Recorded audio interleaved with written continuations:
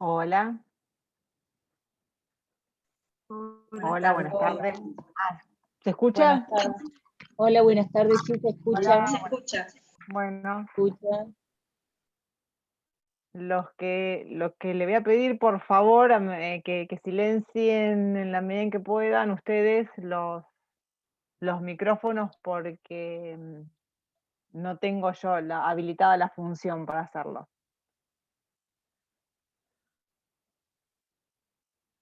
Bueno, vamos a comenzar porque abrimos un ratito tarde y en todo caso después se irán sumando más compañeras y compañeros. Bueno, yo no estuve la clase pasada la clase pasada, no, la anterior en la presentación. Mi nombre es Andrea Zarini y por lo que veo en algunos nombres ya nos conocimos en algunas otras instancias de la carrera. De manera tal que yo voy a compartir este espacio con Claudia, con Vicky y con Paula.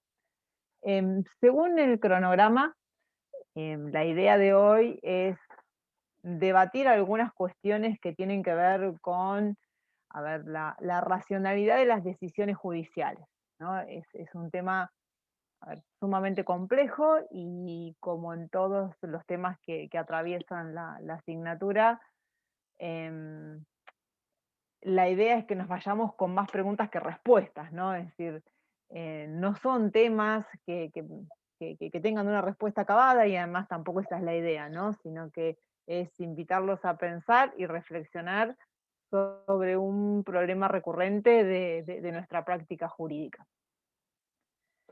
Entonces, como les decía, quizás una pregunta o un puntapié inicial, por mínimo que sea, para poder pensar todos los problemas que giran en torno a la racionalidad de las decisiones judiciales, es decir, bueno, preguntarnos, a ver, ¿qué hacen los jueces cuando juzgan? ¿No? Es decir, bueno, ¿qué, qué, qué actividad es la que desarrollan en ese contexto de decisión? Y obviamente que esta pregunta es una pregunta meramente retórica, porque, como decía recién, no tiene una única respuesta, o las respuestas disponibles son múltiples, pero además son respuestas ambiguas, ¿no? Porque, a ver, los jueces cuando juzgan hacen muchas cosas al mismo tiempo, ¿no? Es decir, bueno, ponen todo lo que saben desde el punto de vista conceptual o desde el punto de vista de la experiencia, ¿no? Es decir, bueno, conocen, interpretan, valoran, deslindan, estipulan, dudan, ¿no? Es decir, la tarea de decidir, aún en un contexto que se supone delimitado por reglas, como es el de la actividad jurisdiccional, implica, ¿no?, una tarea que resulta compleja, pero además resulta incierta, ¿no? Es decir, y si bien a ver, hay algunos acuerdos mínimos en torno a esa tarea, ¿no? De alguna manera todas las respuestas o los diferentes enfoques teóricos desde los que se ha ensayado una respuesta, ¿no? O alguna problematización teórica respecto a este problema, hoy por hoy tienen como un núcleo de significado común, o sea, como un mínimo acuerdo, ¿no? Que tiene que ver con, a ver, abandonar ese papel meramente cognitivo que en un principio se había asignado al juez como, ¿no?, la voz de la ley. En algún principio, sobre esto vamos a volver más adelante y seguramente ustedes lo recordarán de su paso por teoría del derecho, que en un primer esquema o en un primer momento cuando comienzan a instalarse o a configurarse los sistemas normativos actuales o los modelos actuales de Estado, se pensó que la actividad del juez era una actividad meramente pasiva, una actividad meramente cognitiva, es decir, que una vez que el sistema, mediante la actividad legislativa, estableciera cuáles eran las normas que iban a regular la vida en sociedad, la tarea del juez debía limitarse a escoger cuáles de esas normas era aplicable al caso y la solución devenía determinada pura y exclusivamente por lo que el sistema normativo disponía. Sin embargo, ahora vamos a volver sobre esa idea. Es una idea que se abandonó rápidamente porque presenta, a ver, una visión bastante pobre de aquello que implica la actividad decisoria. ¿no? Y de pronto em, los enfoques que predominan en la actualidad, ¿no? Piensan la actividad jurisdiccional desde una función constitutiva, ¿no? Del sentido con que el discurso del derecho se despliega y se materializa, ¿no? Es decir, como una actividad mucho más compleja, ¿no? Y atravesada por muchas otras cuestiones que esta idea meramente cognoscitiva y mecánica de aquello que pueda hacer el juez en un contexto de decisión. Y este es un punto quizás común que se mantiene desde los distintos enfoques, ¿no? Teóricos, ¿no? Desde, qué sé yo, los kelsenianos, los realistas, parte de los naturalistas, los naturalistas, las teorías críticas, que, a ver, obviamente con muchos matices y matices muy diferentes entre cada una de estas posturas acerca de aquello que los jueces hacen cuando los jueces deciden, ¿no? Ustedes recordarán desde su, insisto, desde su paso por teoría, porque además este problema, ustedes con Paula la clase pasada vieron algunas cuestiones que tenían que ver con la definición de derecho, ¿verdad? En la clase pasada con Paula. Sí, sí. Sí, sí, bueno. A ver, y esas complejidades que se presentan al interior o a la hora de definir aquello que el derecho sea, se traducen muchas veces necesariamente a aquellos otros problemas que se presentan, ¿no? En torno o el concepto de derecho o aquella necesidad de tratar de buscar una respuesta teórica a esta indagación respecto de qué entendemos o de qué hablamos cuando hablamos de fenómeno jurídico, obviamente tiene sus proyecciones al interior de muchos otros temas de la teoría jurídica. Y por ahí también es necesario, no digo, bueno, esto, aclararlo un poco, a ver, ¿por qué es relevante que nosotros podamos pensar cuáles son las dificultades que se presentan en la toma de decisiones? Porque si ustedes tuvieron la oportunidad de hacer un recorrido por todos aquellos temas que vamos a ver a lo largo de la asignatura, a ver, son temas que eh, imbrican, ¿no? Muchos problemas que están vinculados con el derecho, con la moral, con la sociología, con la política, con muchos otros debates. Y la mayoría de estos temas han sido sometidos de una u otra manera a la decisión judicial, ¿no? Entonces es importante tratar de entender qué es lo que se juega en este proceso, ¿no? O sea, nosotros en algún momento vamos a ver, no sé, a ver, el problema de la tenencia de estupefacientes con fines de comercialización, para fines de consumo personal. Y vamos a ver que hubo decisiones jurisprudenciales. No sé si alguno de ustedes ya pasó por constitucional o pasó por penal, parte general, y seguramente habrán recorrido cuáles han sido los vaivenes de la Corte Suprema respecto de la constitucionalidad o la inconstitucionalidad de la tenencia de estupefacientes para consumo personal. Entonces, bueno, resultaría pertinente preguntarnos a ver cómo es posible que a partir de un mismo material normativo haya habido decisiones de la Corte en un sentido o en otro. Y los motivos, ¿no? Pongo el caso de la tenencia de estupefacientes como un ejemplo, pero en realidad en cada uno insisto, cada uno de estos temas que nosotros vamos a ver a lo largo de toda la asignatura o las aristas que plantearon algunos de estos temas han sido objeto de decisión judicial y no siempre en el mismo sentido, ¿no? Entonces, resultaría pertinente preguntarnos a ver cómo es posible, ¿no? Que a partir de un mismo material normativo encontremos decisiones jurisdiccionales que no siempre recorran el mismo sentido o no resulten unívocas. Ese es un poco el motivo por el cual conjuntamente con aquellas cuestiones que tienen que ver con el concepto de derecho nos las planteamos al inicio de este recorrido que ya hemos iniciado. Entonces, como, a ver, les decía recién, si nosotros pensamos, ¿no? O tratamos de traer de nuestra memoria aquellas cuestiones que ya hemos visto, es decir, hay teóricos que nos resultan familiares, ¿no? Recuerden, a ver si pensamos, a ver, ¿qué es lo que decía Kelsen acerca de no sé, la función? Acá hay una cuestión que también es importante, voy a hacer un paréntesis, que vamos a ir jugando todo el tiempo, ¿no? Es decir, a ver, la idea de, a ver, de la interpretación del derecho. Vamos a volver sobre esto al final, ya un poquito más adelante de este diálogo, pero de alguna manera, a ver, la tarea de interpretación del derecho se juega a veces como un paso necesario, ¿no? En la aplicación del derecho. Cuando nosotros hablamos de la racionalidad de las decisiones judiciales, estas decisiones judiciales implican un acto de aplicación del derecho. Y en este juego o en esta tarea, la interpretación de si el derecho para ser aplicado necesariamente tiene que ser interpretado. Entonces, de alguna manera, muchas de las cuestiones que también vimos o que ustedes conocen respecto a la interpretación del derecho se juegan, ¿no? Cuando tratamos de este, reflexionar la racionalidad en esta tarea decisoria. Entonces, como les decía, si nosotros recordamos a Kelsen, no sé, para Kelsen, a ver, cada acto de interpretación del derecho era un acto de, o sea, cada acto de aplicación del derecho, ¿no? Era un acto de creación del derecho. Y si bien, ¿no? En Kelsen entendía que las normas proporcionaban cierto marco de decisión, el juez podía optar libremente entre todas las opciones que le proponía ese marco normativo.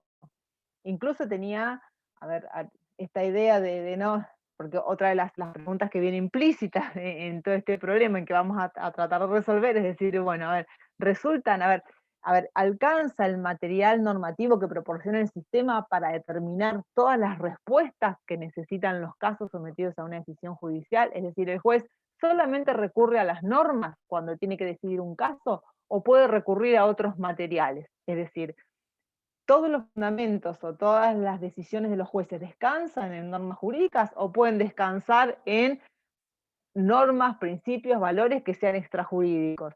¿Todas las decisiones descansan en el ordenamiento jurídico? ¿El ordenamiento jurídico provee todas las respuestas necesarias?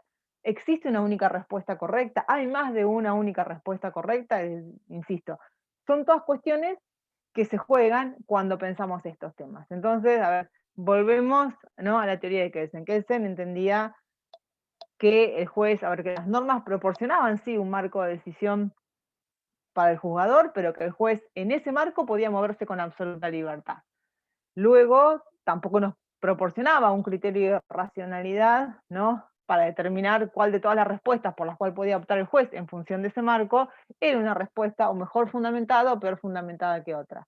Sin embargo, a la hora de, recuerden esta idea, ¿no? De que, a ver, para Kelsen los sistemas eran completos, los sistemas eran cerrados, porque recuerden el famoso principio de clausura, criticado también, ¿no? Porque para Kelsen, a ver, todo lo que no estaba prohibido estaba permitido, por lo tanto, si no había una norma que estipulara una sanción para la realización de cierta conducta, esa conducta era una conducta permitida por el derecho, con lo cual esta idea de que el sistema jurídico era un sistema que no tenía fisuras, ¿no? Le permitía decir a Kelsen que el ordenamiento jurídico era el que proporcionaba, de alguna manera, todas las decisiones, o sea, proporcionaba el material suficiente para que todos los jueces pudieran tomar una decisión fundados en lo que el sistema jurídico disponía, más allá de que admitiera este marco de discrecionalidad a la hora de decidir. En algún sentido, a ver, similar, no sé, se pronunciaba Hart, ¿no? Recuerdan que Hart en- entendía bueno, que muchos de los problemas, que efectivamente se le hablaba de la textura abierta del lenguaje, ¿no? Es decir, entendía que las normas eran pautas de carácter general, pero esas normas estaban expresadas en un lenguaje natural que tenían o conllevaban todas aquellas características de los lenguajes naturales y que una de las consecuencias, ¿no? de esta manera de regular las conductas humanas que tenía que ver con el establecimiento de reglas generales era precisamente que había casos que constituían casos paradigmáticos en donde la aplicación de una regla no proporcionaba ningún inconveniente. Había otros casos, ¿no? Estos casos serían, a ver, los casos centrales, ¿no? O sea, después había otros casos en los cuales no se dudaba acerca de que no eran casos que quedaban o que podían ser comprendidos dentro de la solución de la regla, pero había muchos casos que quedaban en una zona de penumbra ¿no? Y en esos casos, efectivamente, el juez tenía que necesariamente decidir. Esta es una característica que presenta la decisión judicial o la argumentación, ¿no? Es decir, yo acá ya me estoy anticipando un poco a lo que vamos a ir viendo más adelante, pero a ver, el hecho de que no exista a veces una respuesta, una única respuesta correcta, o que el propio material normativo nos proporcione opciones múltiples, ¿no? Obliga a decir, bueno, entonces si efectivamente el derecho nos permite una multiplicidad de respuestas, ¿cómo garantizamos la sujeción del juez a la ley, que también es otro de los principios del sistema? Bueno, y empezamos a tratar de descubrir, a ver qué criterios argumentales, ¿no? Es decir, o empezamos a descubrir la necesidad, ¿no? Que tienen los jueces de justificar sus decisiones. Entonces la pregunta es, ¿estas decisiones están justificadas en qué valores? ¿Es posible justificar racionalmente los juicios de valor que necesariamente están involucrados en este tipo de decisiones? Vuelvo a Hart, ¿no? Recordemos que Hart nos hablaba de la textura abierta del lenguaje, de la textura abierta del derecho. Y efectivamente entendía que existía un margen de discrecionalidad judicial que era irreductible. Es decir, no había posibilidades de que el derecho nos proporcionara respuestas unívocas o respuestas matemáticas para, para todos los problemas que se sometieran a conocimiento de los jueces. Pero recuerden también que esta idea de Hart de que no había una única respuesta correcta, o de que el sistema no le proporcionaba al juez todos los materiales necesarios para decidir, era un punto de vista, a ver, que no era compartido, por ejemplo, por Dworkin.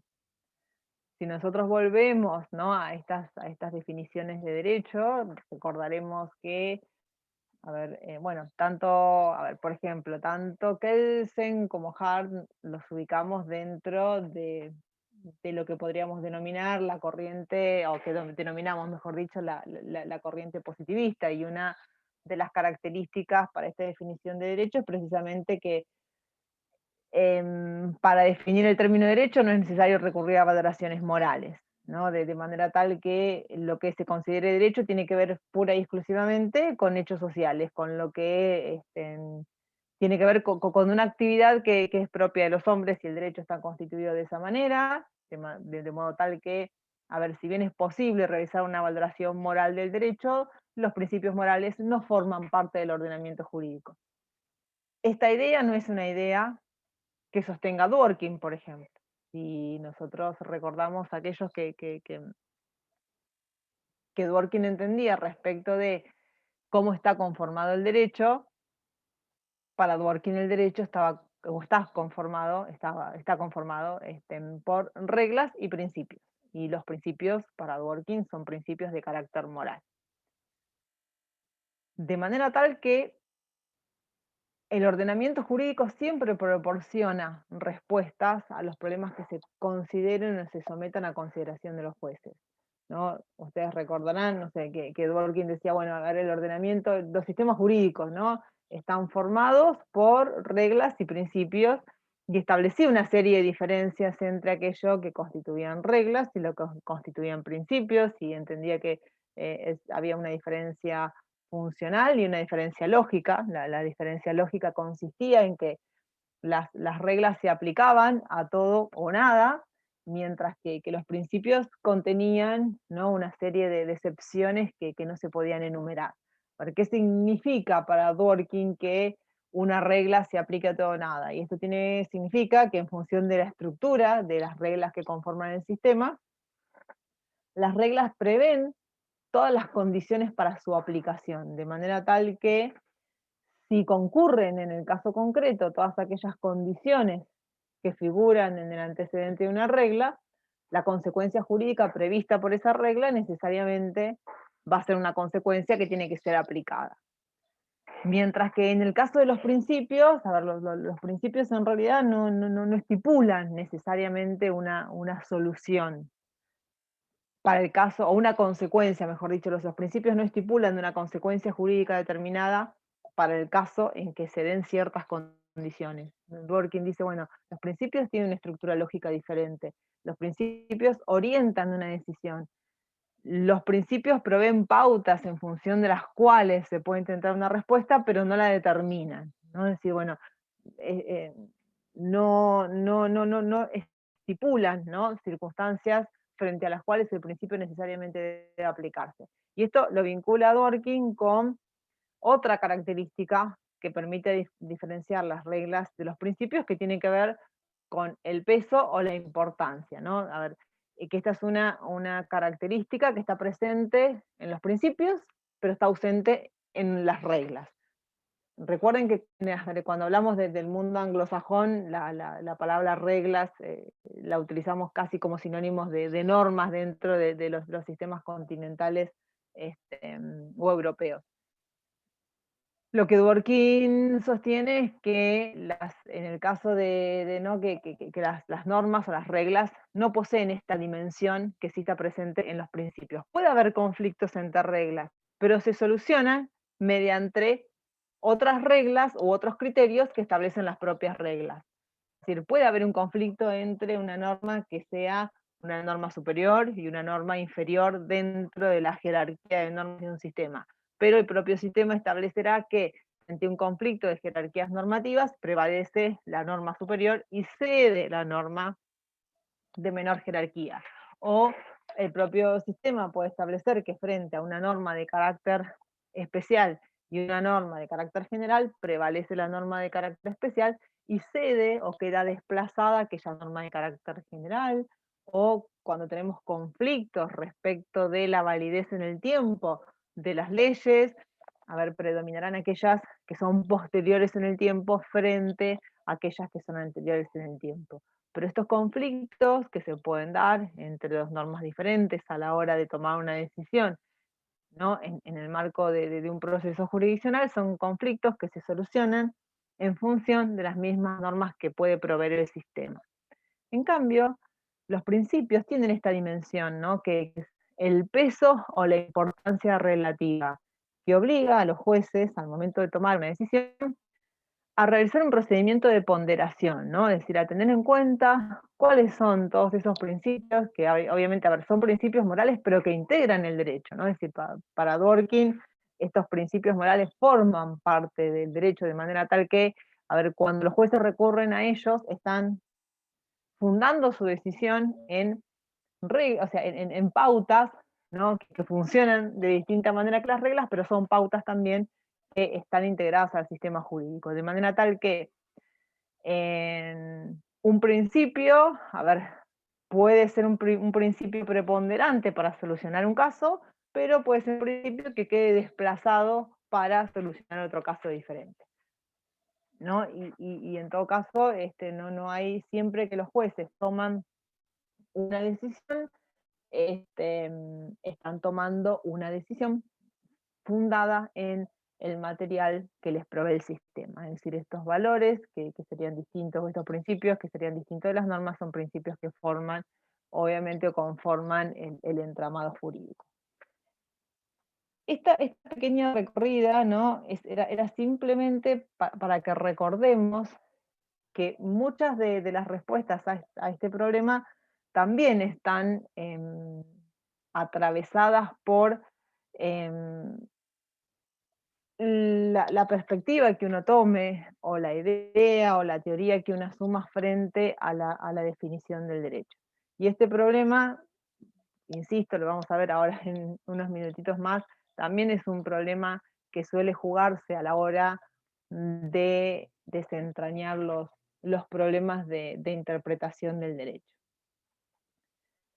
Lo cierto es que para poder desandar un poquito el camino, ¿no?, y la idea de mostrarles estos múltiples ejemplos, y eso que, bueno, que no hicimos un repaso por ahí por las teorías críticas tampoco, pero el problema epistemológico que de alguna manera subyace a los encuentros y desencuentros en estos marcos teóricos tiene que ver, ¿no?, con la cuestión de si la actividad jurisdiccional está fundamentalmente determinada por parámetros lógicos metodológicos, o resultan relevantes también aspectos empíricos que tienen que ver con la realidad social y también con cierto entramado de valores que se relacionan con un juez situado, ¿no? Es decir, con un juez que no decide, a ver, en abstracto, que un juez que no decide en condiciones ideales, sino que decide, ¿no? En un cierto contexto histórico y social y atravesado por las problemáticas propias de ese contexto frente al cual tiene que tomar una decisión. Y esto nos obliga, ¿no? Como les decía, de alguna manera a hacer un repaso por cuáles han sido tradicionalmente, a ver, aquellas teorías metodológicas que se han propuesto como solución al problema de la racionalidad de las decisiones judiciales.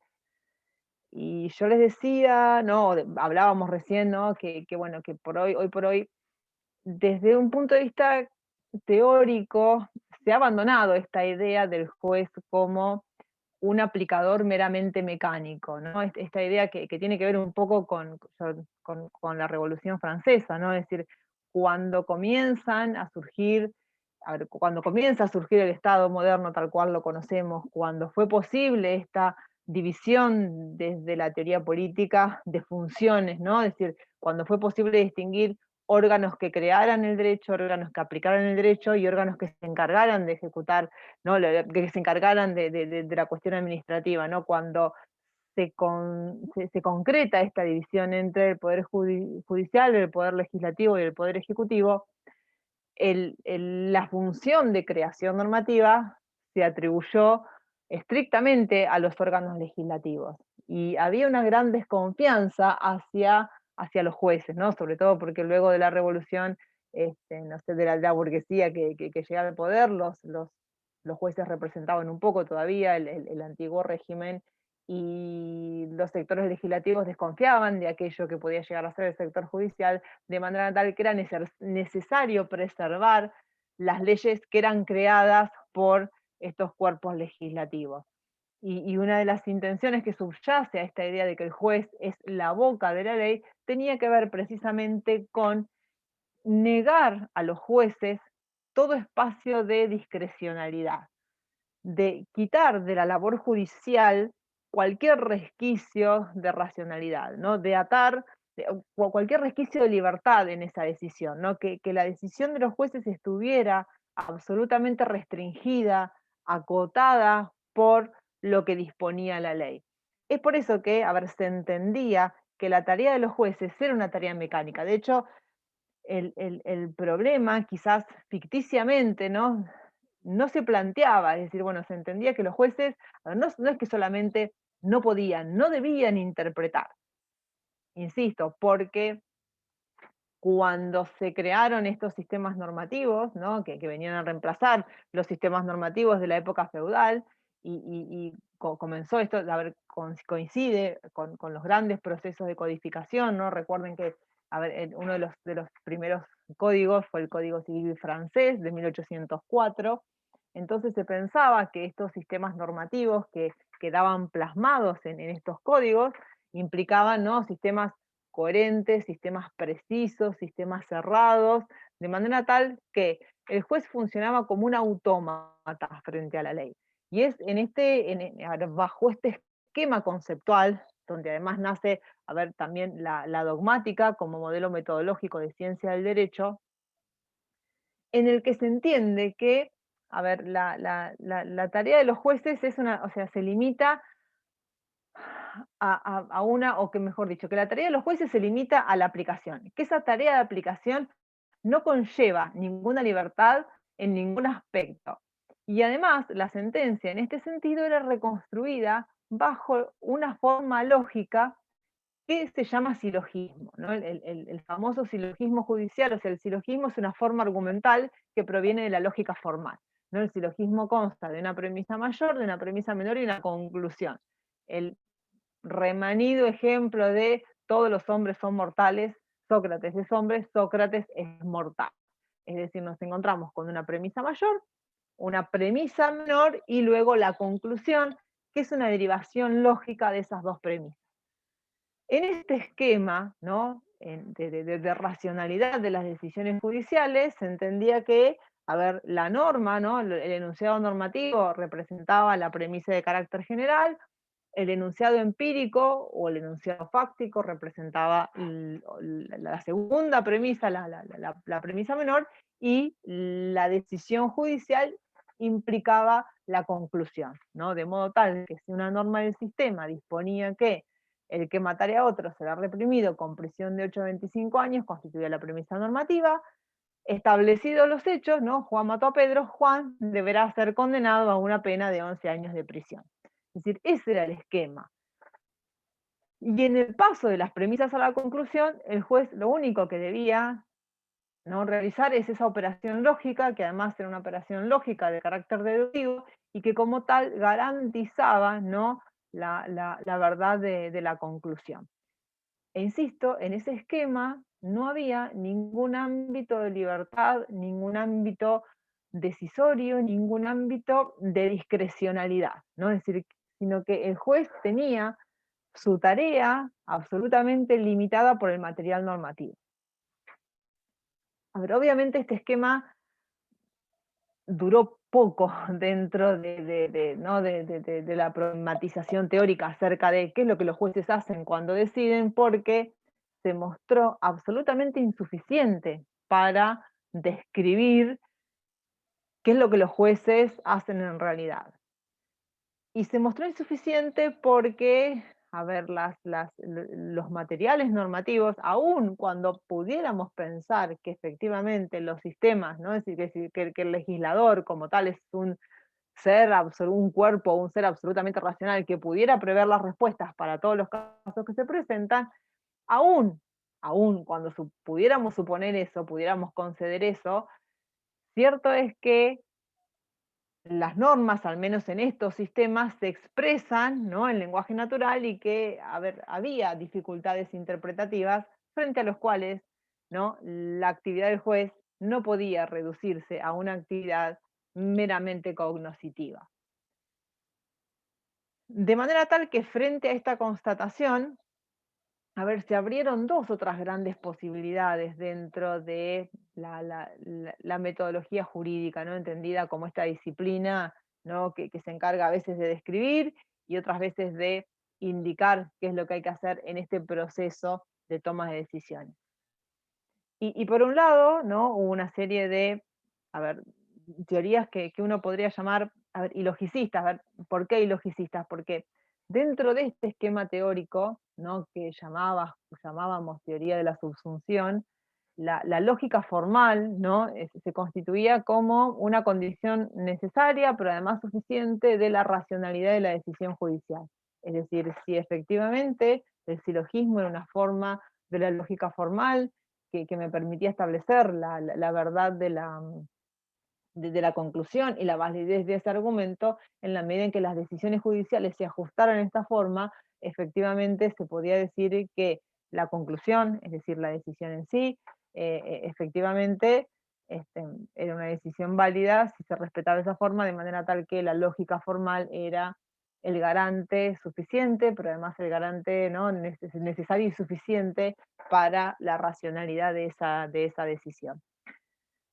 Luego entonces, como les decía, esto trajo dos reacciones distintas, ¿no? Por un lado, una reacción más extrema que proviene del realismo norteamericano, ¿no? El realismo norteamericano como el realismo en general, ¿no? A veces se conocen o se diferencian dos realismos: un realismo más extremo, que se vincula más con el realismo norteamericano, y un realismo más suave o moderado, que se vincula más con los países escandinavos, ¿no? Y las posturas realistas, a ver, tienen que ver también con la tradición anglosajona y revisan de alguna manera cuál es el papel que las normas ocupan dentro de un sistema. Esto, a ver, se produce, a ver, de alguna manera también tiene que ver con la conformación histórica de esos sistemas jurídicos, ¿no? Porque en Inglaterra la revolución industrial se produjo mucho antes que la revolución francesa, y la desconfianza no estaba tanto en los jueces, sino que la desconfianza estaba precisamente en el Parlamento. Por lo tanto, las teorías jurídicas de esos sistemas, en realidad,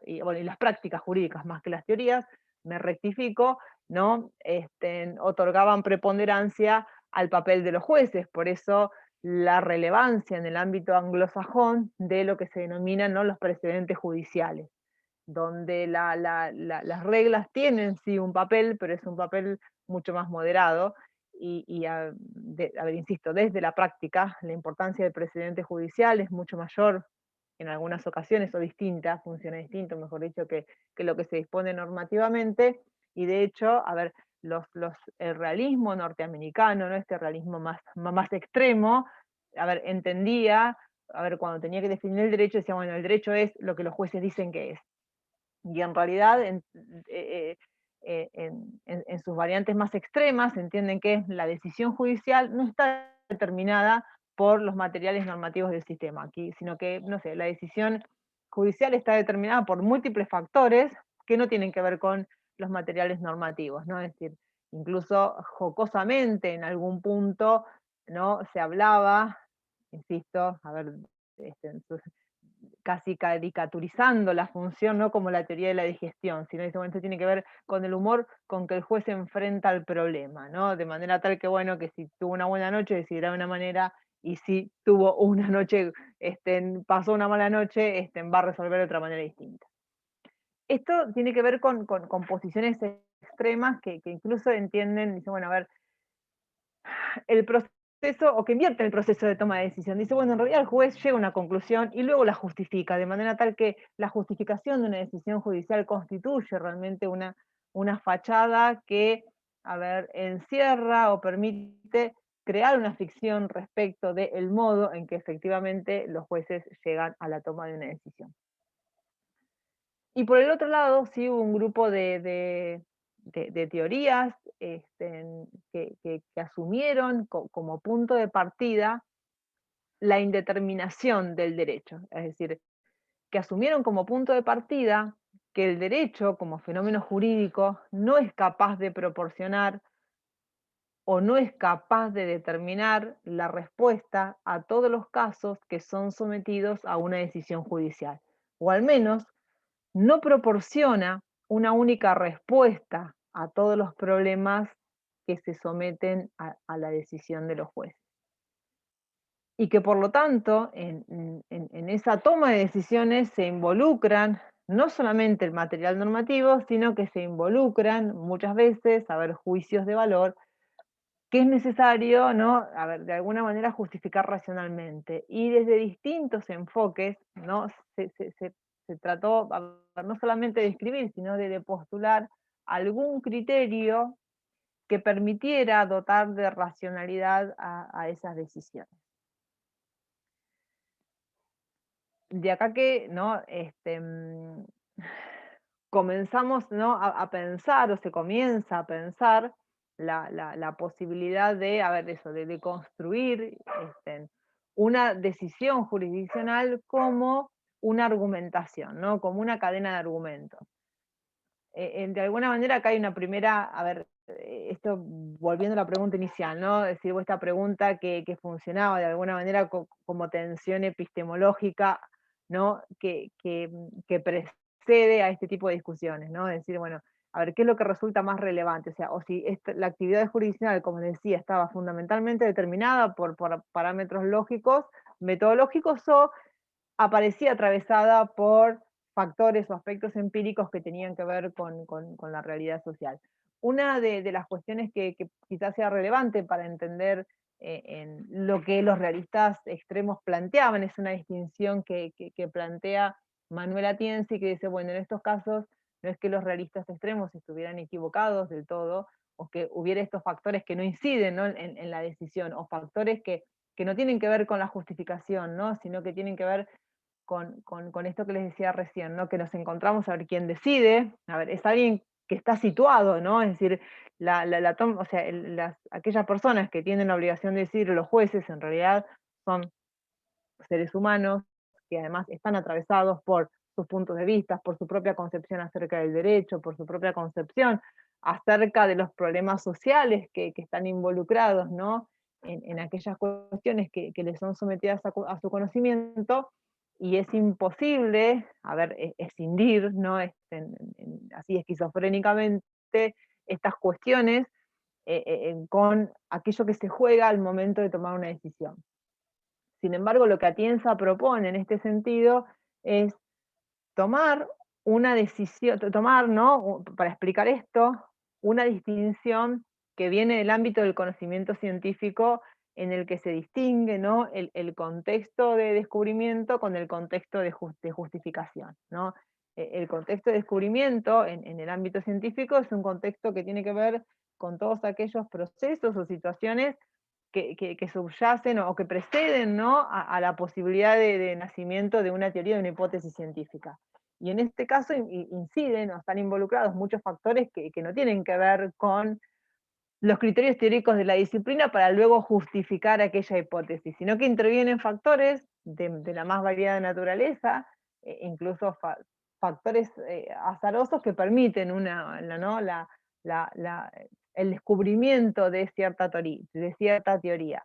Luego, a ver, hay una serie de procedimientos, que estos procedimientos sí ya son lógicos y metodológicos de cada una disciplina, que permiten justificar, ¿no? Al interior de cada campo disciplinar esa teoría científica. Entonces dice, bueno, esta distinción que es útil para comprender ciertos procesos que se dan en otros ámbitos, es una distinción que puede resultar útil para explicar la multiplicidad de factores que aparecen involucrados en una decisión jurisdiccional.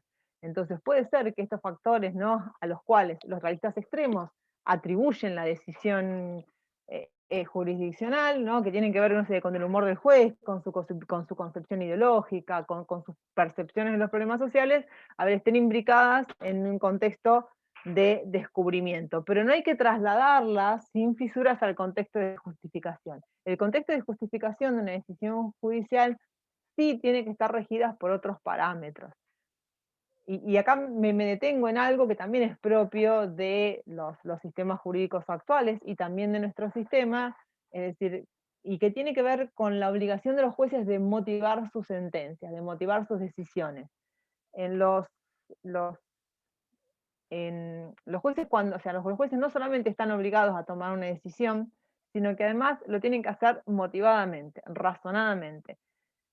No sé si ustedes cursaron, si hay alguien que haya cursado ya alguna materia, algún derecho procesal, pero si cursaron, no sé, procesal, no, bueno, cuando lleguen a cursar los procesales, ¿no? Es decir, cuando ustedes vean aquellas ramas del derecho que se encargan de los procedimientos que conducen a la toma de decisión, hay una exigencia que además aparece derivada de la Constitución. No es que, no es que la Constitución Nacional no lo exige directamente, pero es una garantía que se hace derivar del artículo 18, pero sí está contenida de manera expresa en la Constitución provincial y sí de manera expresa en los códigos procesales, que dice, bueno, que dos obligaciones hay por parte de los jueces. Una de ellas es que no pueden no decidir, ¿no? Frente a una situación, a ver, problemática o frente a una situación en la cual no existe una respuesta, el juez no puede, a ver, no tomar una decisión, ¿no? A ver, si a lo mejor, no sé, hay una, de pronto, no sé, un juez penal se le somete a conocimiento una conducta y esa conducta no está prevista como delito, el juez no puede decir, ay, no está prevista como delito, pero a mí me parece que es una situación injusta, entonces, bueno, yo voy a condenar por otra cosa, no condeno, y suspendo mi decisión hasta que el Poder Legislativo proporcione algún tipo de respuesta.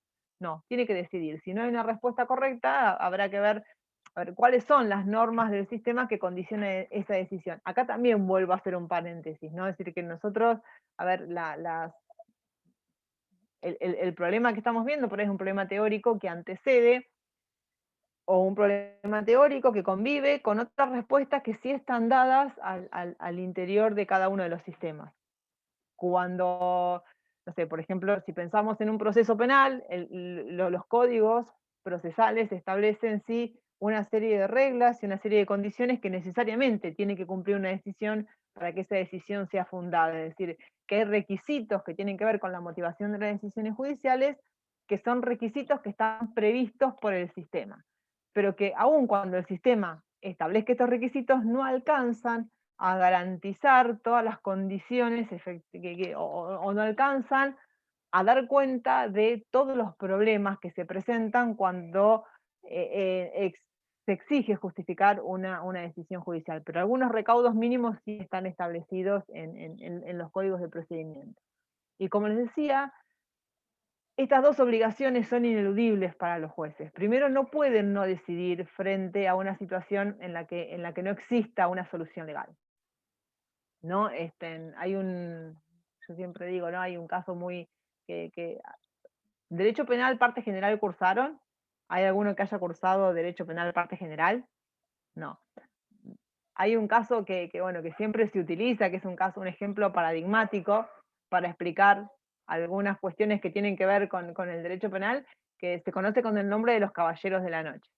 Que es un caso de 1800, donde un grupo de personas que se hacían llamar los Caballeros de la Noche sustraen un cadáver, el cadáver de Inés de Dorrego. Y bueno, resulta que en realidad la idea de ellos era sustraer el cadáver para pedir el rescate, pero bueno, el plan se frustró y no lograron no llegaron a pedir el rescate, pero se quedó con la sustracción de cadáveres. Lo cierto es que estas personas son sometidas, ¿no?, a la jurisdicción penal, pero en ese momento no había ninguna norma del Código Penal que castigara la sustracción de cadáveres, ¿no? Sí castigaba el hurto, castigaba el robo, pero era el hurto o el robo requerían que alguien se apoderara de una cosa total o parcialmente ajena, pero el cadáver, dentro de las definiciones del sistema, no era una cosa, de manera tal que no había ningún delito por el cual se los pudiera condenar, y bueno, obviamente no hubo posibilidad de condena. Con esto, ¿qué les quiero ejemplificar? ¿No? Que bajo ciertas situaciones, si no hay, o al menos, a ver, esto tiene que ver con ciertas reglas al interior del sistema penal, si la situación no está prevista, o sea, si el juez no tiene prevista una solución, no puede dejar de decidir el caso. En los procesos civiles o de otra índole, el Código Civil permite solucionarlo de otra manera y, no sé, permite, por ejemplo, lo que se denomina, ¿no?, la aplicación analógica, es decir, cuando el juez se encuentra frente a un caso que no tiene una solución normativa, puede, ¿no?, establecer cierta analogía con otro caso que tenga sí una solución normativa prevista y aplicar la solución que el sistema prevé para un caso al caso no previsto, ¿no? Es decir, en algún momento, no sé, a ver, el derecho de pensión estaba previsto solamente para no sé, en caso de que falleciera algún cónyuge, para aquel que estuviera casado, no para aquellas personas que estuvieran legalmente casadas. Pero sin embargo no estaba previsto para aquellas personas que sin estar legalmente casados hubiesen convivido con aquella persona fallecida. Entonces, bueno, jurisprudencialmente dice, bueno, pero a ver, la verdad es que, a ver, esta persona, si bien no estaba legalmente casada, a ver, tenía relación afectiva, convivió, se hizo cargo de la otra persona, entonces dijeron, bueno, a ver, analógicamente aplicamos esta norma y otorgamos el derecho a pensión a los concubinos. Luego, bueno, hubo un reconocimiento legislativo. Pero lo que digo es que lo que está permitido, lo que los jueces pueden hacer dentro de ciertos subsistemas jurídicos o dentro de ciertos aspectos de un sistema jurídico, no pueden hacerlo en otros sistemas. A esto me refería yo cuando les decía que, bueno, que hay ciertas reglas que vienen del ordenamiento que permiten de alguna manera cubrir ciertas indeterminaciones del sistema jurídico. De una u otra manera, sea que, como en el ámbito del derecho civil, el sistema permita cubrir estas indeterminaciones o estas, a ver, lagunas, la conceptuación el concepto, perdón, de lagunas es también un concepto problemático porque podemos hablar de distintas lagunas dentro del ordenamiento jurídico. También esto, recordemos, hagamos un poquito de memoria, ¿no?, en lo que es la teoría del derecho, y nos encontrábamos, ¿no?, con las lagunas lógicas o lagunas normativas, ¿no?, lagunas de conocimiento, lagunas de reconocimiento y las denominadas lagunas axiológicas, ¿no? Es decir, nos encontrábamos frente a una laguna normativa o frente a una laguna lógica cuando nos encontrábamos con un caso, un caso genérico, ¿no?, este, que no tenía prevista una solución normativa en el sistema. Había lagunas de conocimiento, que eran lagunas que se producían cuando faltaba incorporar información al interior del proceso, lagunas de reconocimiento, ¿no?, que derivaban de alguna indeterminación semántica, ¿no?, de las normas, ¿no? De pronto, si yo tengo, ¿no?, decir, bueno, a ver, no sé,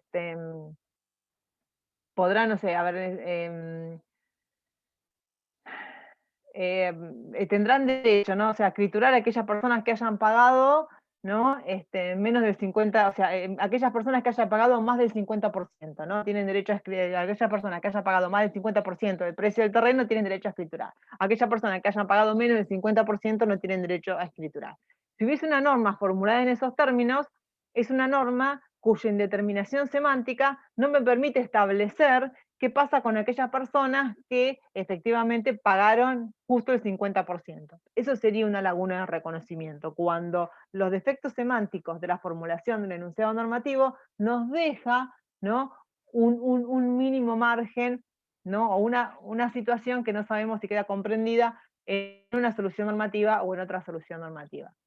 Y luego tenemos lo que se denominan lagunas axiológicas, ¿no? Donde el sistema prevé una solución normativa, pero quien decide tiene una disidencia valorativa respecto de la solución que proporciona el sistema. A ver, esto es muy común, ¿no? Es decir, cuando muchas veces, no sé, pensemos en aquellas situaciones se me ocurre pensar por ahora, no sé, a ver, ciertos reclamos para las penas previstas para el caso de los delitos culposos que tienen que ver con, no sé, con el manejo imprudente de vehículos automotores. Es decir, por ahí es común escuchar de, de- de- de- de parte de algunos comunicadores sociales, ¿no? O de algunas agrupaciones, o, bueno, o de algunos juristas en general, expresar su discordancia respecto o su disidencia valorativa respecto de los montos de las penas con los cuales el Código Penal castiga ese delito, ¿no? Ese tipo de delitos. Entonces, en estos casos, no es que haya una falta de solución normativa, sino que hay alguien que está en desacuerdo o que tiene un desacuerdo axiológico, un desacuerdo valorativo con la solución que prevé el sistema. De manera tal que no todos los casos de laguna tienen que ver con la falta de provisión, una falta de solución normativa. Y como les decía, hay ciertos ámbitos del ordenamiento jurídico que permiten al juez integrar una solución con otras normas del sistema, pero hay otros ámbitos del derecho en los cuales esa posibilidad está vedada, ¿no? O está prohibida por las propias normas del sistema. Entonces, volviendo a esta, ¿no? a la posibilidad de encontrar respuestas, ¿no? O de qué manera podemos encontrar criterios que determinen la racionalidad de una decisión judicial, yo les decía que más allá ¿no? de esta distinción que tenía que ver al principio con determinar qué elementos están involucrados en el contexto de descubrimiento y qué elementos estarían involucrados en el contexto de justificación. En la medida en que la justificación de las decisiones judiciales es un requisito, ¿no? Que además de estar previsto, o es un requisito que además de estar presente en las construcciones, ¿no? de la filosofía del derecho, de la teoría del derecho, acerca de la racionalidad de las decisiones judiciales, aparece como un elemento exigido también por los propios sistemas. De manera tal, y acá retomamos con lo que veníamos diciendo, que los jueces no solamente no pueden negarse a decidir, sino que cuando lo hacen, lo tienen que hacer justificadamente. Entonces, acá volvemos a lo mismo, ¿no? A ver, ¿bajo qué condiciones es posible pensar o bajo qué condiciones es posible decir que una decisión está justificada y cuáles son los criterios que aparecen involucrados, ¿no? O en función de qué criterios se puede decir que una decisión está o no justificada desde este punto de vista. Y otra distinción que es importante hacer para entender qué criterios de racionalidad operan para decir que hay una buena o una mala justificación de las decisiones judiciales, tienen que ver con una distinción que es común al interior de las teorías metodológicas y que tiene que ver con la existencia de lo que se denominan casos fáciles o casos rutinarios y casos difíciles. nuevamente acá tengo que hacer esta aclaración, entre paréntesis, de que no existe un único criterio para decir, bueno, cuándo estamos frente a un caso fácil o cuándo estamos frente a un caso difícil, ¿no? Generalmente, a ver, uno puede decir o decimos que nos encontramos, a ver, frente a un caso fácil cuando, a ver, no existen dudas, demasiadas dudas respecto de la premisa normativa que sirve de fundamento a la decisión y la premisa fáctica que aparece involucrada en la situación.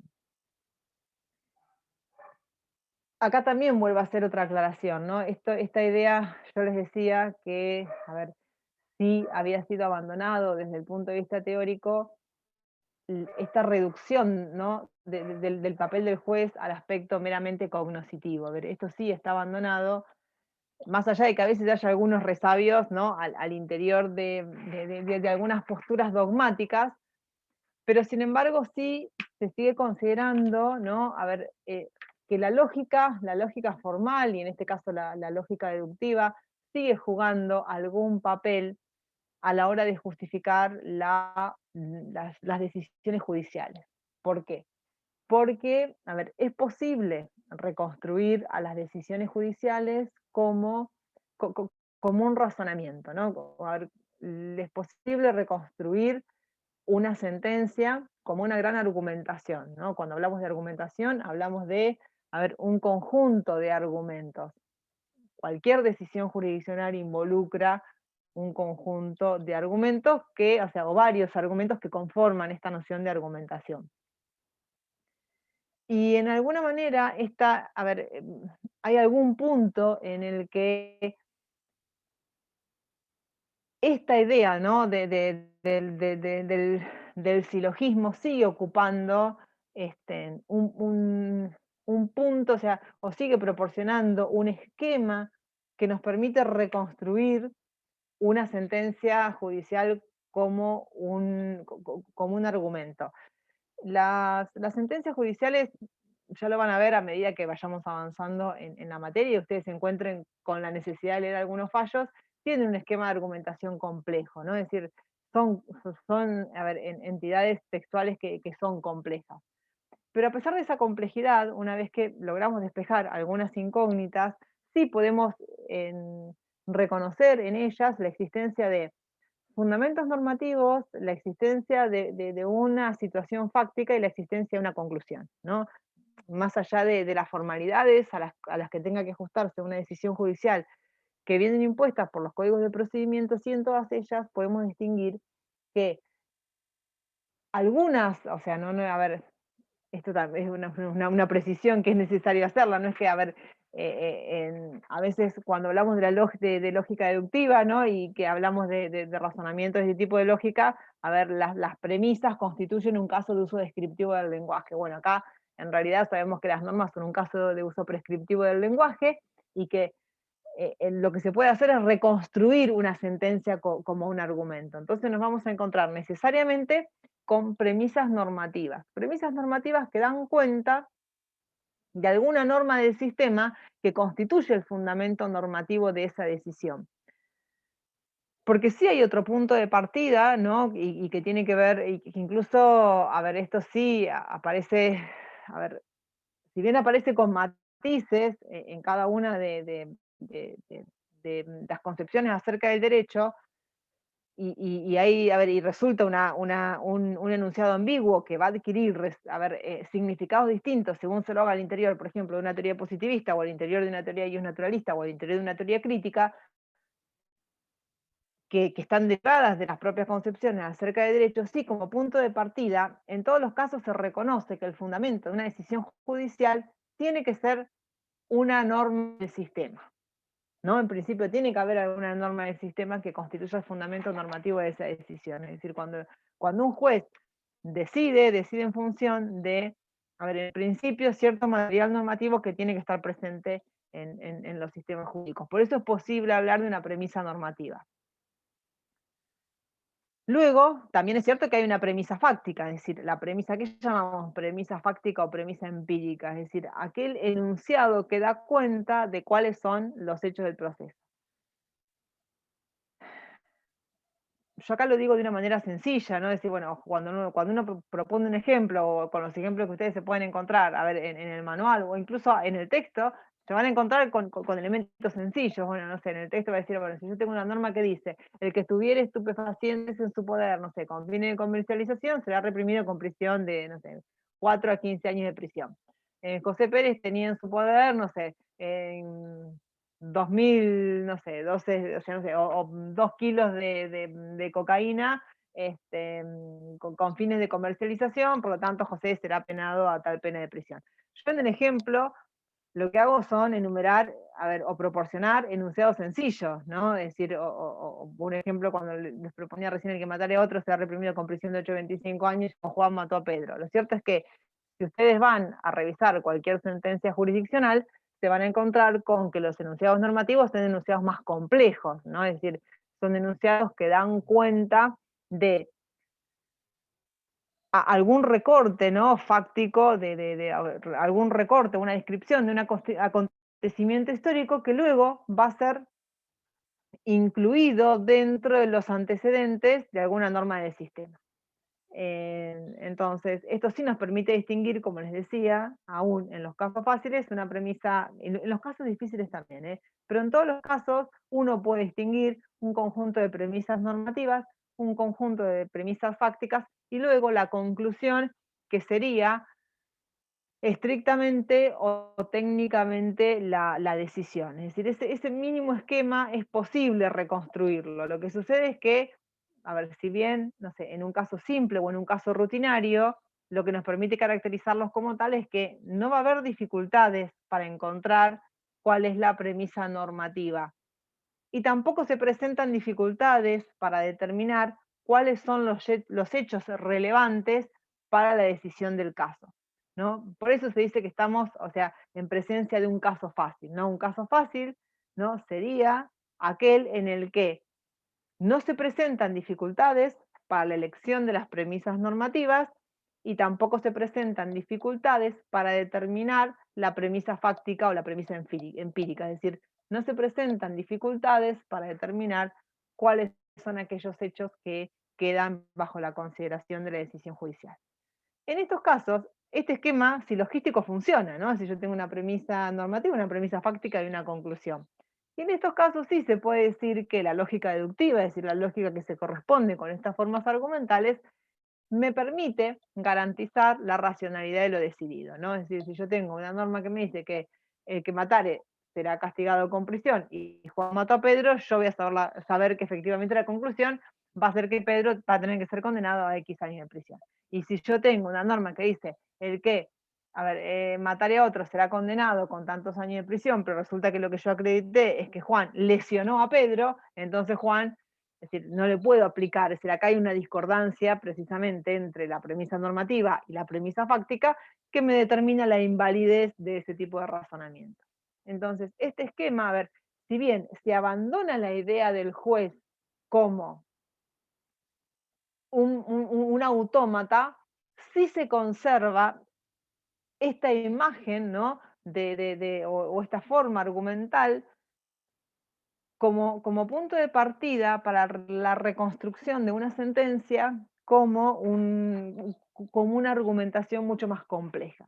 Porque en realidad, a ver, todos estos problemas de los que venimos hablando no se presentan estrictamente o no se presentan cuando nos encontramos frente a un caso fácil, sino que empiezan a surgir cuando nos encontramos frente a lo que denominamos, a ver, o lo que se denomina en teoría un caso difícil. Y como yo les decía, no había, a ver, criterios, o sea, criterios o los criterios para decir cuando estamos en presencia de un caso fácil o cuando estamos en presencia de un caso difícil, son criterios que, a ver, son flexibles o hay múltiples distinciones en ese sentido. El criterio que nosotros venimos manejando, que de alguna manera en el texto de cátedra o en el texto de aula que ustedes tienen propuesto, es una distinción que también traza Manuel Atienza, que identifica, ¿no? Que dice, bueno, a ver, una serie de problemas, ¿no? que se presentan en el contexto de una decisión judicial que pueden transformar un caso fácil en un caso difícil, o también esta otra definición que nos da Atienza de lo que se denominan casos trágicos, ¿no? Es decir, los casos difíciles son aquellos casos en que se presentan algún tipo de, a ver, de relevancia normativa, de interpretación, de prueba, de clasificación, pero en los cuales, más allá de que se presentan todos estos problemas, que ahora los vamos a ver, esos problemas pueden ser resueltos sin que colapse alguno de los valores o alguno de los principios del sistema. Mientras que en aquellos casos trágicos, la decisión que aparece involucrada puede llegar a poner en jaque, ¿no? O puede llegar a afectar algunos de los principios del sistema jurídico. Como les decía recién, hay ciertos problemas, que, hay algunos problemas que tienen que ver con la premisa normativa y otros problemas que tienen que ver con la premisa empírica de un razonamiento judicial, que me van a complejizar el caso que el juez está llamado a decidir. Entonces, si pensamos en los problemas que se pueden presentar con relación a la premisa normativa, podemos encontrarnos con, problemas de relevancia y problemas de interpretación, ¿no? Es decir, cuando nos encontramos o cuando un juez se enfrenta, los jueces y las partes, porque obviamente las partes también van a tener que argumentar en torno a este tipo de inconvenientes, el juez se presenta, ¿no? con situaciones o se enfrenta con situaciones en las cuales es discutible a ver, cuál es la norma que tiene que ser aplicada al caso, ¿no? Esto que parece a veces muy raro o que a nosotros nos parecería que no debería haber problemas para determinar cuál es la premisa normativa aplicable al caso, en realidad es una situación que se presenta casi cotidianamente, ¿no? Es decir, si uno piensa en aquellas situaciones en las que está involucrada un problema de adecuación constitucional de una disposición normativa, claramente nos encontramos una adecuación constitucional o una adecuación convencional, es decir, ¿qué pasa cuando las normas del sistema, por ejemplo, entran en colisión con, las normas infraconstitucionales pueden entrar en colisión con lo que dice la Constitución, o las normas infraconstitucionales entran en colisión con lo que dispone un tratado internacional de derechos humanos. En estos casos, o cuando existen problemas que tienen que ver con la validez de la ley en el tiempo, la validez de la ley en el espacio, siempre puede haber problemas, ¿no? Problemas de relevancia, ¿no? Situaciones en las que el juez tenga que optar cuál es la norma que efectivamente va a determinar o le va a permitir justificar la decisión del caso, ¿no? Em, Insisto, para aquellos que cursaron, nosotros ahora lo vamos a ver cuando, no sé, vuelvo a repetir, cuando nos enfrentemos con problemas que tienen que ver con la tenencia de estos pacientes para consumo personal, nos vamos a encontrar con problemas de relevancia normativa, ¿no? Es decir, ¿qué pasa con estas normas infraconstitucionales? ¿Se adecuan o no se adecuan a lo que dispone la Constitución? Cuando nos enfrentemos con el problema de castigo, ¿no? Es decir, la Corte ha dicho que, ciertas medidas, ¿no? En su momento del Código, porque no está derogado, sigue vigente en el Código Penal, establece que luego de cierto número de condenas, ¿no? Los jueces podrían aplicar una reclusión por tiempo indeterminado, ¿no? Y la Corte se pronunció por la inconstitucionalidad de esa norma.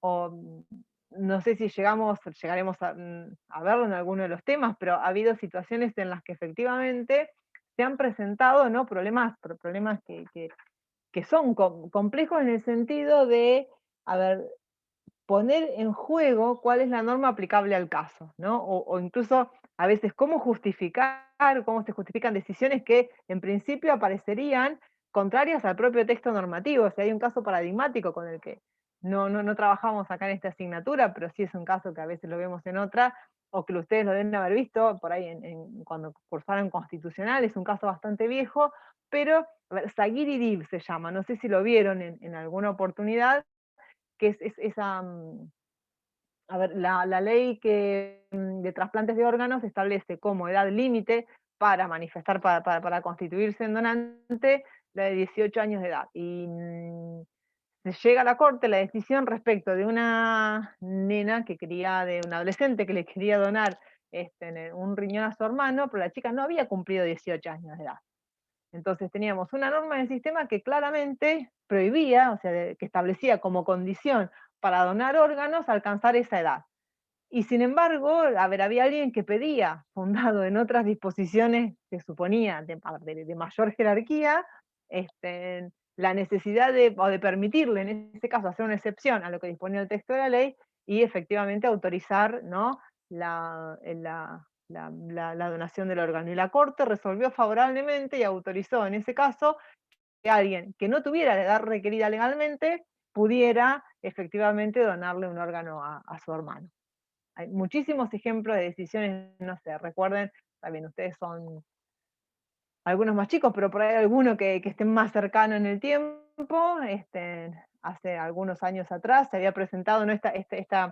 el, el- una persona que había sido víctima de un delito y estaba, era necesario hacerle un trasplante, ¿no? Un trasplante, una transfusión sanguínea, pero había manifestado, ¿no? Ser testigo de Jehová y quienes están, a ver, quienes pertenecen a ese culto, no aceptan transfusiones sanguíneas. Entonces el debate se presentaba entre el padre, que quería que autorizaran a los médicos a realizar la transfusión, y la mujer que quería hacer valer la decisión autónoma de que efectivamente no se le efectuara la transfusión.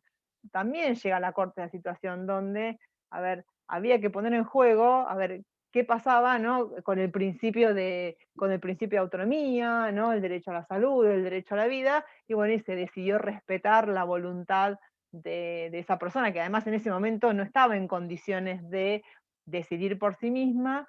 Se autorizó que los médicos, a ver, no realizaran la transfusión. Si nosotros cuando empezamos a ver todos estos problemas, ¿no? que tienen alguna arista que involucra, ¿no? A ver, problemas éticos, problemas morales, nos encontramos con que es muy frecuente en que se presenten este tipo de problemas que tienen que ver con, ¿no? La relevancia normativa, donde sea dificultoso decidir cuál es la norma que va a determinar la solución del caso.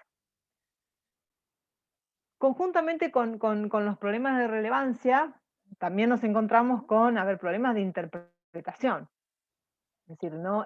Y que también son extremadamente comunes y extremadamente frecuentes, ¿no? Es decir, bueno, ¿qué pasa en aquellos casos en que, a ver, o sea, sabemos cuál es la norma aplicable al caso, ¿no? O decidimos cuál es la norma que puede ser aplicable al caso, pero a ver, la formulación, ¿no? De esa norma en lenguaje natural permite más de una opción interpretativa. A ver, estamos acercándonos a la hora, pero bueno, los invito a la relectura, ¿no? De, a ver, todos aquellos problemas, ¿no? A ver, interpretativos. Y acá nuevamente nos encontramos con otras dos, a ver, más que problemas interpretativos, con estas dos corrientes acerca de la interpretación, ¿no? Las corrientes no cognitivistas o las decisionistas, ¿no? Por un lado, o las intelectualistas que dicen que el derecho tiene única lectura, una única lectura adecuada, y que además es posible encontrar intelectualmente esa lectura, ¿no? Como que efectivamente hay un único significado detrás de cada formulación normativa y que además es posible establecer cuál es ese único significado verdadero,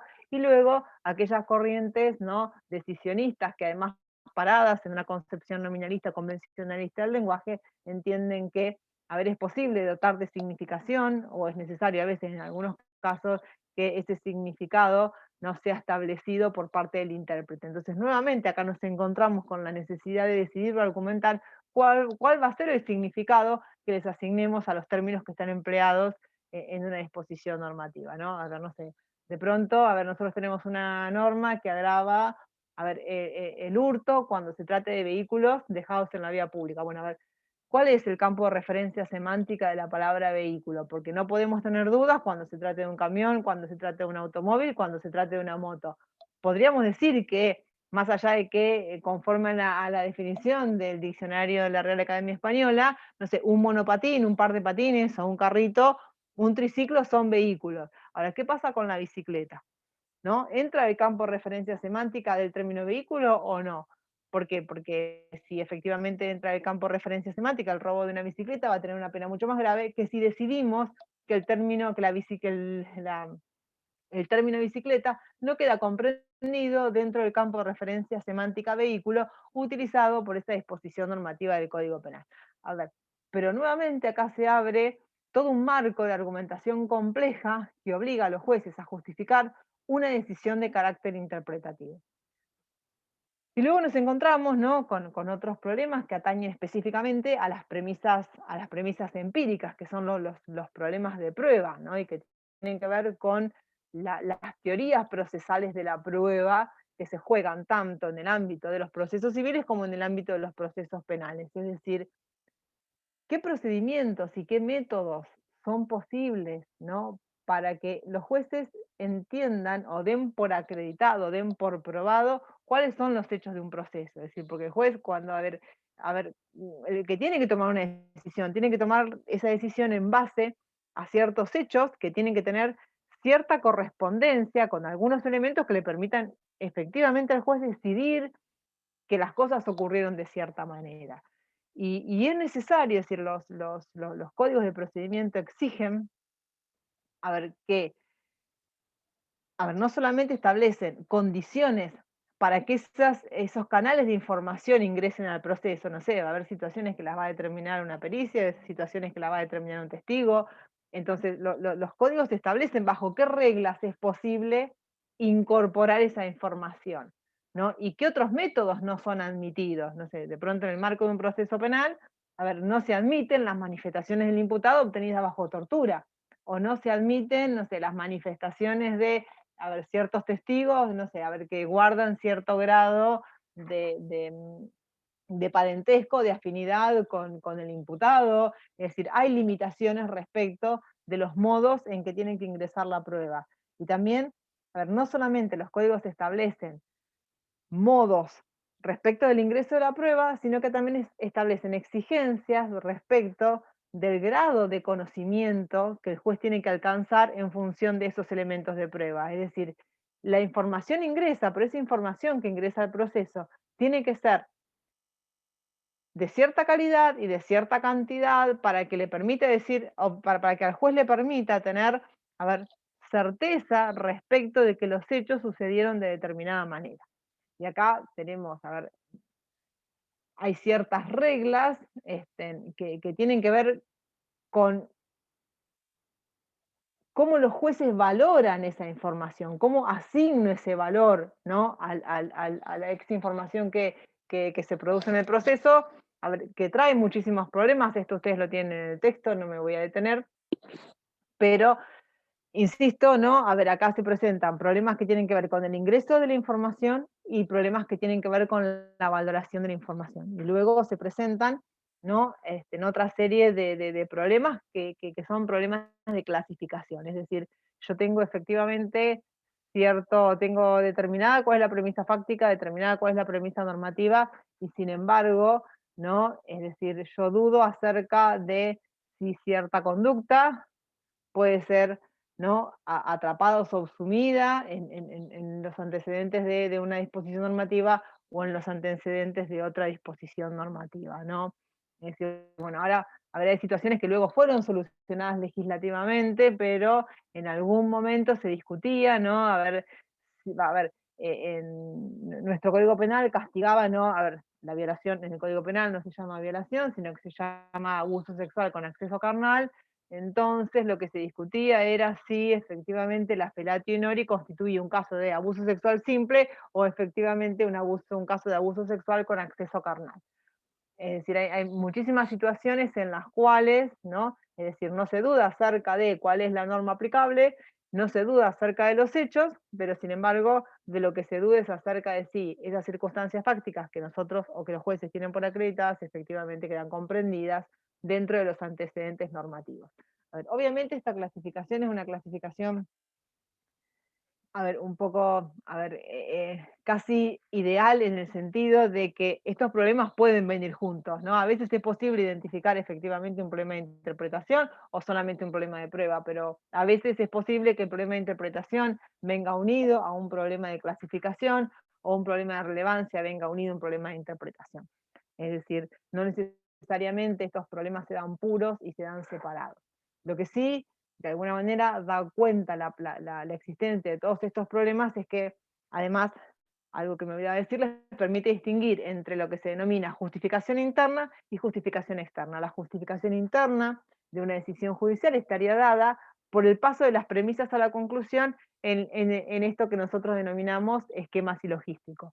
Y la justificación externa estaría dada por la necesidad de justificar cada una de las premisas que integran cada argumento que conforman esta argumentación que puede estar presente en esa decisión judicial. Obviamente que es extremadamente dificultoso, ¿no?, establecer cuáles son los criterios de racionalidad, ¿no?, que guían la construcción de los razonamientos que nos permiten llegar a cada una de esas de las premisas, y acá sí hay variadas teorías de la argumentación jurídica que proporcionan criterios de racionalidad distintos para evaluar esos argumentos. Es decir, porque esta idea de maleabilidad, de flexibilidad de los materiales normativos a la hora de poder determinar una respuesta, ¿no?, que nos determina la necesidad de justificar, también implica el establecimiento de haber ciertos criterios que nos permitan decidir la corrección o que nos permitan analizar qué argumento es un buen argumento y qué argumento es un mal argumento a la hora de, ¿no?, justificar o poder evaluar la razonabilidad o la racionalidad de una decisión judicial. Y efectivamente acá también es absolutamente disímil el panorama de respuestas posibles, ¿no? Y, y la cantidad o la multiplicidad de respuestas o de teorías respecto de estos criterios, ¿no?, al menos permitiría, pero siempre es como que siempre se sube un escalón más que nos queda por determinar, ¿no?, cuáles serían las exigencias que plantea la racionalidad práctica en la toma de decisiones. Y también hay algunos principios muy básicos que nos pueden servir para decir, bueno, cuáles son las condiciones que tienen que estar presentes para decir que estos razonamientos, en función de los cuales se establecen las premisas que conforman la decisión, conservan o respetan algún grado de racionalidad. Acá es como que tenemos, bueno, o sea, en primer lugar la idea de, a ver, pongamos el nombre de principio o esta pauta de universalidad o de justicia formal, ¿no?, que establece que todos los casos iguales han de tratarse de la misma manera, ¿no? Un principio de consistencia, ¿no?, una regla de consistencia que nos dice que las decisiones tienen que basarse siempre, a ver, en premisas normativas y en premisas fácticas que no entren en contradicción, si estoy hablando de premisas normativas, con las normas válidamente establecidas en el sistema, y si estoy hablando de premisas fácticas, con la información fáctica disponible al interior de cada proceso. Y luego un principio de coherencia en función del cual, no, las normas o los enunciados normativos deberían poder subsumirse bajo principios generales que resulten, a ver, aceptables en ese ordenamiento, ¿no? Es decir, y acá sí tendríamos que discutir acerca de, a ver, teorías metaéticas, ¿no?, en el sentido de que configuren una forma de vida satisfactoria, es decir, coherencia en un sentido normativo, y luego, ¿no?, cierto tipo de coherencia narrativa que determine que aquellos hechos que no están comprobados mediante prueba directa tienen que resultar compatibles con otros hechos que estén aceptados como probados con otro tipo de material probatorio más fuerte, y que tengan, a ver, a su vez, estos hechos que son aceptados como probados, tienen que poder explicarse de acuerdo, a ver, a leyes o principios que rigen en el mundo fenoménico, es decir, que tengan alguna pertinencia desde el punto de vista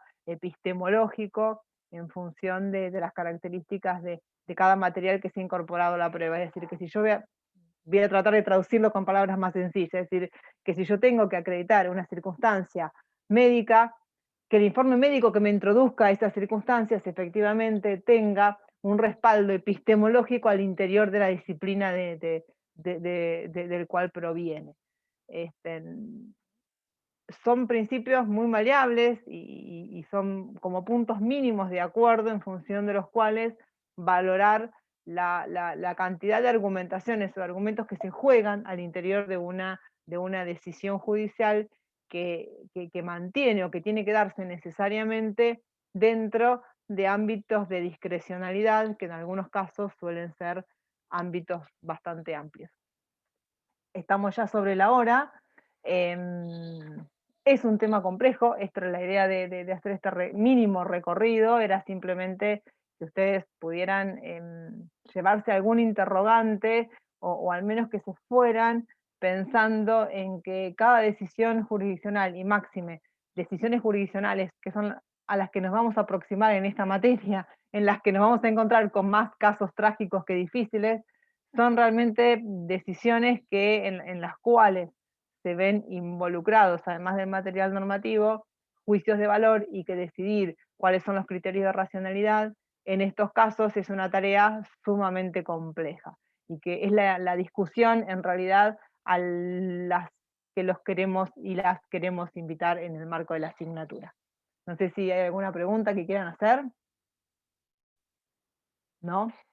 Bueno, creo que me pasé de hora, así que sí, estamos casi sobre el horario. Bueno, nos encontraremos ya en los próximos encuentros, ¿no? Debatiendo ya problemáticas mucho más concretas. Así que les agradezco el tiempo, la atención, y nos estamos viendo en los próximos encuentros. Gracias, profe. Gracias. Hasta luego. Chau, chau.